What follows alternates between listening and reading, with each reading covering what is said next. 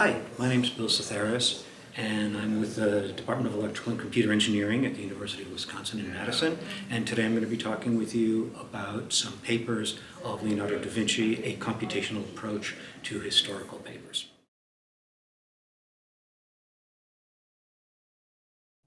Leonardo was a genius. He was also not very well organized. He was kind of a perfectionist. He never finished anything. He had the Mona Lisa with him at the very end of his life. He'd been working on it for 20 years, and he would sort of like every few days go over and add a little bit to it. So throughout his notebooks, there's many very charming passages that say things like, I ought to write a book about this mechanical stuff I've been doing, all these gears. I ought to write a book about all the beautiful internal organs I've dissected from people and animals. I ought to write a book about how birds fly. And he didn't do any of that. But fortunately, what he did do was he kept copious notes of all sorts of things. And when he died, he left about 4,000 pages of stuff, not very well organized, in a big case. And his secretary, manservant, whatever the term was, agreed, well, to take care of this, to sort things out, organize things a little bit, and spent years doing it. And he did as good a job as he could. He put lots of the mechanical drawings together. He put lots of the hydraulic studies together. He put, and he you know, things that were made on the same size paper, he tended to put together. And this is in 1519. And then a century goes by, and some of the notebooks go over here, and some of the notebooks go up to Germany, and some go to England, and one of them makes its way to the United States. And they're spread out all over the place, and sometimes maybe there's pieces of them sold off and then rebought and shuffled. And so how confident are we that what we see in the codices is what Leonardo might have intended? Are they in fact in any kind of order at all? Are they chronological, for example? So how might we go about looking at this? Well, art historians and conservatives have been very interested in this question for a long time, and they've thought about it deeply, and they've come up with a lot of ideas, and all based on essentially the content of the pages, looking at what's written on the pages. I mean, that makes a lot of sense. We're looking here at complementary information. We're going to look at the structure of the paper and see if there's anything that can be learned from this. Okay, so what does paper look like? Well, okay, in historical paper from about the 1850s back was all made the same way. You have this, okay, they're about this big. It's a wooden frame. It's a sieve. You see there's a bunch of vertical lines about an inch apart here, lots of horizontal lines. And what you do is you dip that sieve into a vat of paper slurry, okay, rags, pulp, water. It's been heated, boiled for a long time. You shake it around a bit and you, oh yeah. Oh, so that's the sieve. This is the useful part. The chain lines in the vertical direction, the laid lines in the horizontal direction, and they would often annotate it and decorate it with something that proved the authenticity of the paper. We are the eagle paper manufacturers, for example. Here's a graphic from Diderot's encyclopedia of the process. You have one of these molds here, you have a second mold here. Here's where you dip it. This guy's the vat man, dips it in the paper slurry, shakes it around a bit, hands it to this guy who lays down a piece of felt, tips the mold over, the piece of paper goes in there. While he's doing that, this guy's taken a second mold, started working on that. Once this fills up, they bring it over to this guy who sort of shakes it out, gets rid of the water. They put it into this press, they squeeze it down, drip all the water out, and then it goes up to usually the attic, where they hang the paper till it dries. And then they take it and they put it in piece by piece, and they sell it to Leonardo da Vinci or whoever's purchasing it at the time. So these are, because of the era, these molds are handmade. So even though they're making them the same, they're never exactly the same. You know, the chain lines will be a little bit further or narrower apart. The laid lines might get bunched up in places or spread out in places. The watermark, you know, maybe the claw of the eagle's this way in one of them and that way in another one. So maybe we can look inside the pieces of paper and extract information about these three things. So here's page 1 of the Leicester Codex. So what you see here is we're looking at the page, or actually 2 pages, through with transmitted light held behind it. And we have zoomed in on a little portion here that's of particular interest to paper scholars because, well, okay, can you see it here? There's sort of this outline here buried inside all this stuff, this, you know, the surface features that we want to ignore. And it's a little hard to see. I mean, I think if you look at this particular page, you can decide it's an eagle. But some pages are even more difficult to see. And wouldn't it be nice if we could somehow do some sort of processing on this to like get rid of all this junk here that's obscuring our view of the watermark?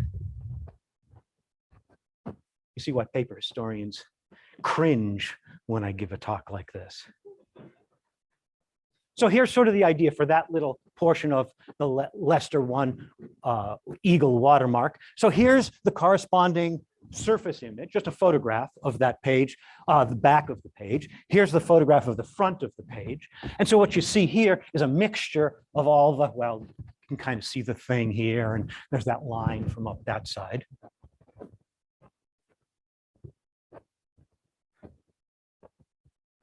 So here's that same piece of paper. And what I've done is I've lined the three images up perfectly.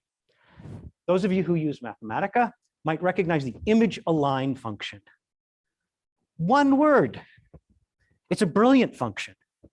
It lets you line up the surface image number 1 with whatever part of this is represented by surface image number 1, lets you line up surface image number 2 with the second part of whatever's there. And then we're just going to do a weighted average of these things. So if you look at my code here, M is the transmitted light image, A is one side, B is the other side, and I'm going to control the 2 numbers by moving the slider. Ooh. Ooh. Isn't that wonderful? Now, you can't always get everything out, right? I mean, you look down here, you see this sort of little embossing effect or something. That's some sort of leftover effect that's not quite matched up. So to do this, the alignment has to be really precise. You have to have sub-pixel registration, better than single pixel registration.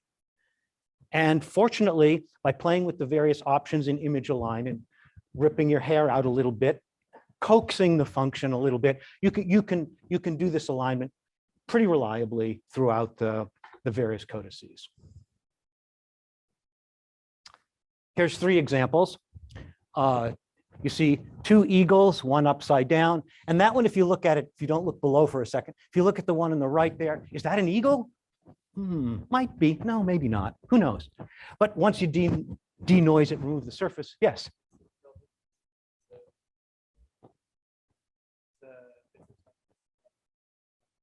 Yes, it's a fleur de lis. Yes, as they say in watermark terminology. But the point is, before the denoising or surface removal, it's really very hard to tell what that is.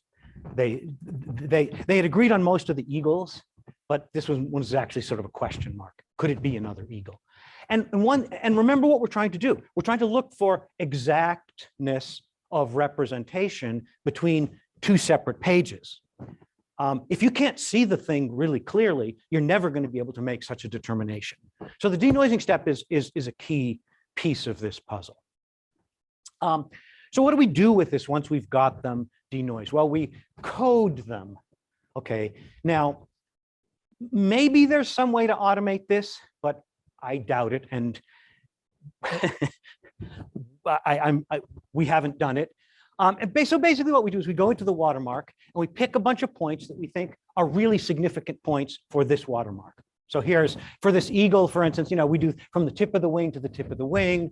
We do from the top of the wing to the top of the wing. Maybe you do from where this vertical chain line here intersects the top of the crown. Anyway, you choose some points, and then that gives you a code. We actually code it by looking at the ratios, because the photographs are not always taken at the same scale. They're not always taken at the same distance, especially when you take photographs of one codex and compare them to photographs of another codex. Everything's different in terms of the photographic technique. But these numbers are pretty invariant. It takes a few minutes to do, but there's 46 or so different watermarks in the thing. So if it takes you 5 minutes a piece, that's a lot less time than it takes you to do anything else. So here's an example of 3 different sets of eagle watermarks from the Arundel Codex. And you see the blue ones, there are 2 of them. They're pretty much the same thing. You see there's the orange ones, there's 4 of them. Pretty much the same thing. And then that black one there, 208, those are the page numbers, 208, 209, is all by itself. It's not the same as any of the others. So right away, we can say without a doubt, the orange ones are different from the ones coded blue and different from the other one. So this greatly reduces our sort of search space. And you can formalize this kind of thing by comparing one. This compares this particular one to what we called, we named them group A, B, C, D for these 4 particular watermarks. So these are all eagles, A, B, C, D, and it shows you that the distance between the current one we're measuring and the others look like that. So that tells us, with some degree of assurance, well, it indicates that we really ought to look carefully at those pages that come in groups. Yeah. Why are there only like 7 curves as opposed to presumably they're like hundreds of Oh, because these are just the eagles. There's no sense in comparing an eagle to a fleur-de-lis or a bull's head or a cross, because they can't be the same. Yeah. So in one codec, there might only be 7 eagles whole. For example, we've dealt with 2 codices fully, the Leicester Codex and the Arundel Codex. We've just about 2 weeks ago received a subset of images from the Madrid Codex. And so there's a lot more codices around, and these ones we've analyzed so far are smaller ones. So we don't know the whole story, but I think you can see where we're going here. We are spending time begging museums to give us images. We promise we won't sell them and put them on t-shirts. No, really, we won't. Their museums are very concerned about intellectual rights and property and stuff like that. Things that computer scientists think information should be free. Okay, clash of cultures. So here's a place, if this stuff interests you, we've created this website called Leo Code, because we're coding up the codices of Leonardo. And if you go to this website, you can see it's leocode.org. And what you see is, well, here's all the information we have so far about the Arundel and the Leicester Codex. We'll be putting up the Madrid information as soon as we get permission to do so. What you're seeing here in this video here is we are essentially morphing between Arundel 6667 and, okay, oh, it's off the bottom. Where'd it go? Okay, and one of the others. And this is what we call an overlay video. It's somehow, there we are. And what we've done is to essentially overlay the denoised images right on top of each other. And if it's a little hard to see, but if you look at these, you can see there's no place where they actually differ. Watch the tip of the wing, watch the claw, watch the nose of the eagle, watch there's 3 little spikes on the eagle's head. And so these overlay videos, overlay animations are what we show to the art historians and the conservators to make the argument that this is really the same. They're not impressed by graphs with orange and blue lines in them. Oh, and there's a bunch more stuff here. If you want to, so our software is here. So software overview. Here you can see all the programs that we have created to do this. Essentially, all of them are, here's the little plug for Wolfram. All these software modules are written in Mathematica and can be run on Macs and PCs. And so we instruct people who want to do this themselves. I mean, they don't need to send us. In fact, it would be great if someone would analyze one of these codices and send us all the information so we could just put it up on the website. That would save us a lot of work. People have looked a bit at they've used this for other. There's a study on Dürer, and they recently discovered a brand new Dürer print. And indeed, we verified that the Trident watermark that's on that was the same as another Trident watermark also found in Dürer, which is one piece of evidence in the authenticity of that of that piece. So okay, yeah. So there's the various pieces of software. They are publicly available. Sorry. Oh, come on. There's too many Wolfram okay, icons. So yeah, so here's some of the stuff you'll see at that website. But let me go on here. Let me go on. Okay. I'm trying to advance. So yes, you see the landing gear. You see, okay, this is actually a watermark called the Cardinal's hat. But yes, I called this the flying saucer for many years until our conservator friends said, no, you have to stop doing that. So I have now stopped, and I've admonished you to do it, stop as well. Okay. So the watermarks, as convincing as they are, is just one piece of evidence. If it's really true that the watermarks are from the exact same physical mold, then not only must the watermarks be the same, but the chain lines have to be the same. Not only must the chain lines be the same, but the laid lines have to be the same. Now, okay, unfortunately, in many of the Leicester pages, the laid lines are not visible enough to actually get any decent measurements on. So a third of our potential evidence is gone. Here's an outline of a program that we developed to extract the chain lines. It basically, okay, look at these wonderful Mathematica functions. Radon transform. It gives you out a little picture that you can then process a little bit, and it tells you how to straighten the thing up and down. Once it's straightened, you filter it with a large vertical filter, and then you do this is image lines. Another wonderful thing, which, what does it do? It picks out the lines. Okay, great, thank you, image lines. And then once you know what the lines are, you can do that same kind of coding thing we did. You look at the ratios between all the successive lines, and that gives you a set of features that you can then match numerically. We also have a little interface when the previous thing fails, and you can just go in and mark it yourself. You can say, oh, look, I put these little red plus signs down where the chain lines are, and then it automatically calculates the codes, which look something like this. And we've essentially represented the ratios of the two successive lines in a chart like this, and you can see that, well, these particular 6 happen to group into those 2. And then you make sure that the grouping you have from the watermarks is the same as the grouping from the chain lines.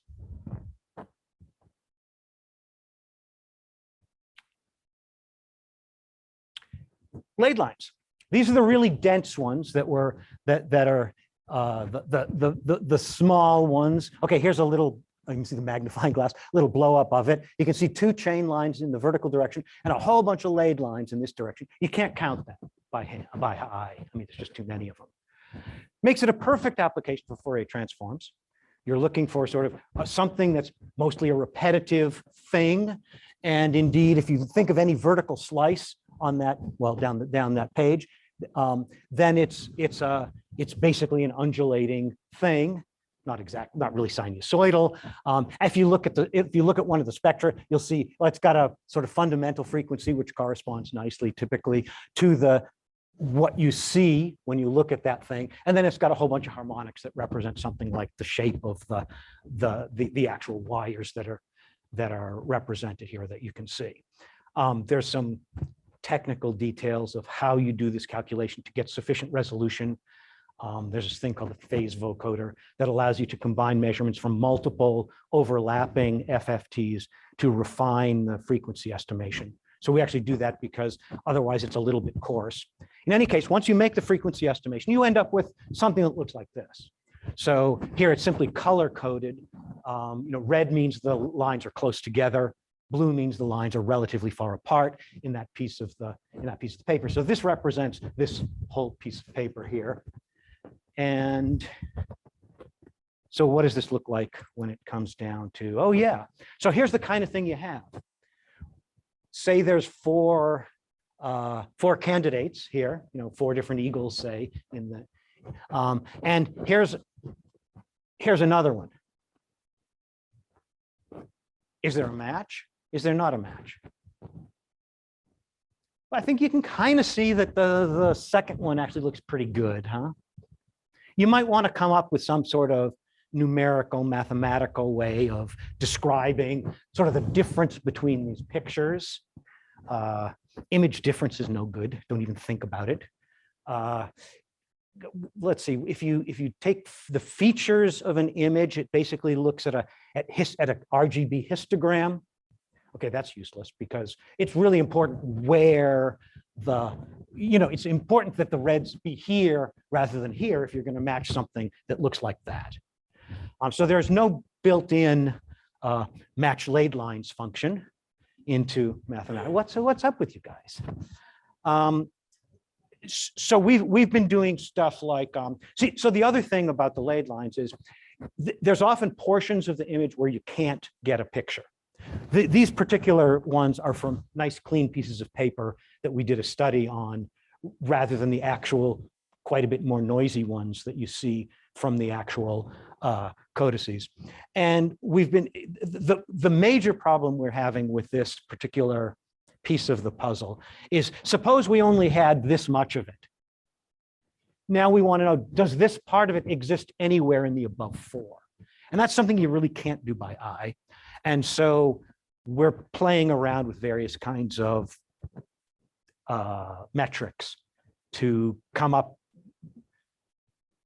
There's some that seem to work, but we'd like something that we're convinced is robust. Take the pixel by pixel equality and distance of RGB values. Just normalize it and see which one is the minimum. Yeah, but what if the scale's a little different? Okay, Yeah, or what if you you don't know, and you have to then scan it around and find it. You're looking to correlation is always it's a great way to look for something if you know exactly what you're looking for. It's not such a great way to looking for if it's sort of the same. I mean, even a slight tilt, right? So yeah, so it's not as simple as it appears. And then using all this information, you can build what's called a collation diagram.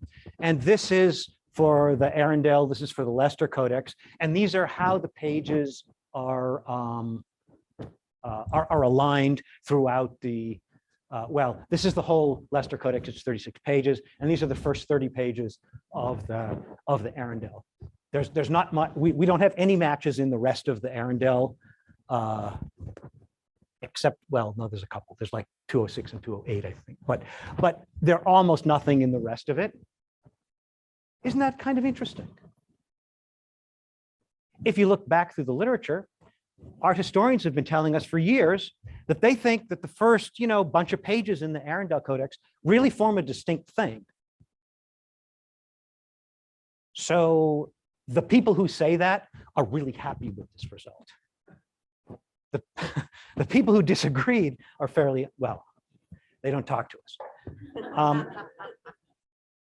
So that's really what I wanted to say. You know, there's a lot more to do in this kind of investigation. I mean, first of all, there's nothing specifically Leonardo-ish about this project.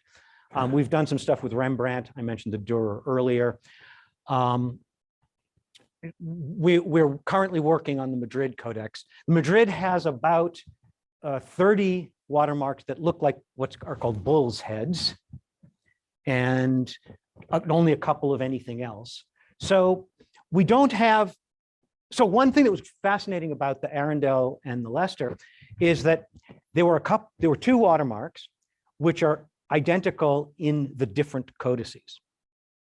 Cross code, not just moldmates within the codex, right? That's what you would expect to see, right? Remember that AB thing that the Vatman and the Kucher are doing.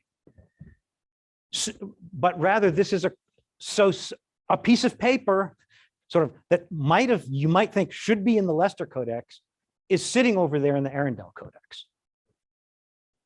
Does that mean anything? I don't know. I mean, it means that someone really needs to take a look at it closely, I think, because I don't think that computer scientists are the right people to be making those decisions. I think we should present evidence, like a little court of law maybe or something. We think this might be the same. So the software that we have currently available does most of what I've showed you, except for the laid line stuff, because that's, I guess, I would say in progress. And this stuff here, okay, I was singing the praises of image align moments ago, right? Like, what a great function. It saved my life many times. It doesn't always work. And not only does it not work, you have to kind of futz with it. You know, there's, like many Mathematica commands, it says, you know, options goes to, or method in this case goes to, and there's a whole list of things. You can try different ones and try to get it to, you can try to get it to give you more key points, and you can do it like that. You can try filtering the papers a little bit one way or another to try to get more key points, or, you know,